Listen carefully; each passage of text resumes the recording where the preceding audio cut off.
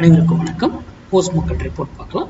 இன்னைக்கு காலையில் pre market அனலைஸில் market open ஆகிறதுக்கு முன்னாடி நம்ம 8 மணிக்கு வீடியோ போட்டிருந்தோம். எந்த ஸ்ட்ரைக் எந்த விலைக்கு மேலே சஸ்டைனா கீழே சஸ்டைனா மார்க்கெட் என்ன டைரக்ஷன் இருக்கும் அப்படிங்கிறத சொல்லியிருந்தோம். அது என்ன நடந்திருக்கான்னு பார்க்கலாம். நம்ம மேக்ஸ் சார்ந்து மட்டுமே அணுகுறோங்க. நம்ம ஓப்பன் அட்ரஸோ ப்ரைஸ் ஆக்ஷனோ பேட்டர்ன்ஸோ இல்லையாட்டு எது ட்ரெண்ட் லைன்ஸு எதுவுமே பார்க்கறது கிடையாதுங்க. மேக்ஸ் அதுக்கு சர்டன் ரூல். அப்புறம் இப்போ நான் கொடுக்குற யூடியூப்பில் கொடுக்குற வேல்யூ ட்ரெண்டுக்காக மட்டும்தான். இதை வச்சுலாம் நம்ம ட்ரேடே பண்ண மாட்டோங்க. ஓகேங்களா? அதை முதல்ல புரிஞ்சுக்கோங்க. யூடியூப்பில் யார் ஒருத்தர் கொடுக்குறாங்கன்றதை என்றைக்குமே நம்பாதீங்க. இன்க்ளூடிங் மீ, நான் கொடுக்குறதையும் சேர்த்து தான் சொல்கிறேங்க. நீங்கள் படித்து முழுமையாக தெரிஞ்சதுக்கப்புறம் ட்ரேட் பண்ணுங்கள். ஆப்ஷன் பையிங் பண்ணுறதுக்கு ஒரு இது மட்டும் நான் அட்வைஸ் கொடுக்குறேன். மார்க்கெட்டுடைய சப்போர்ட் அண்ட் ரெசிஸ்டன்ஸை வைத்து மட்டும் ஆப்ஷன் பையிங் தயவு செய்து பண்ணாதீங்க. ஓகேங்களா? சரி, இன்னைக்கு நம்ம சொல்லியிருந்தது 24,300 கால 108 ரூபாய் கீழே இருந்தா நிஃப்டி இறங்கும் அப்படின்னு சொல்லியிருக்கோம். பாருங்க, எங்க இருந்தது திரும்பி இருக்காப்புல 108 ரூபாய் இருந்ததுதான் கீழே திரும்பிட்டாரு. ஓகேங்களா? அப்போ மார்க்கெட் என்ன இருக்கும்? இறங்கி இருக்கும். நான் என்ன சொல்லியிருக்கேன், ஒரு விலையில வந்தா மறுபடியும் திரும்புறது ஏறுறதுக்கு ட்ரை பண்ணும், ஆர் அங்கிருந்து இறங்குறதுக்கும் ட்ரை பண்ணும் அப்படிங்கிறதும் சொல்லியிருப்பேன். கரெக்டுங்களா? அப்போ இந்த வீடியோ இங்க வரும்போது மட்டும்தான் நீங்க உங்களுக்கு வீடியோவில் வரவங்களுக்கு தெரியும். யூடியூப் பார்க்குறவங்களுக்கு இந்த வீடியோ இந்த லெவல் வரும்போது மட்டும்தான் உங்க முடிவு எடுக்க முடியும். அப்போ இங்கிருந்து திரும்புறது அதுதான் மேக்ஸ்.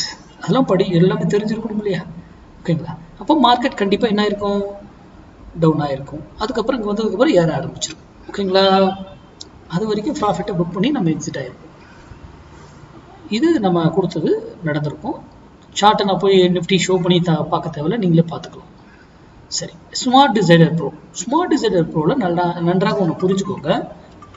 மார்க்கெட் என்னதான் நம்ம ஸ்மார்ட் டிசைடர் ப்ரோ இது கொடுத்தாலும் நம்மளுடைய மேக்ஸ் வேல்யூ எல்லாம் அங்கே இருக்கணும். அதுதான் மஸ்ட். ஓகேங்களா?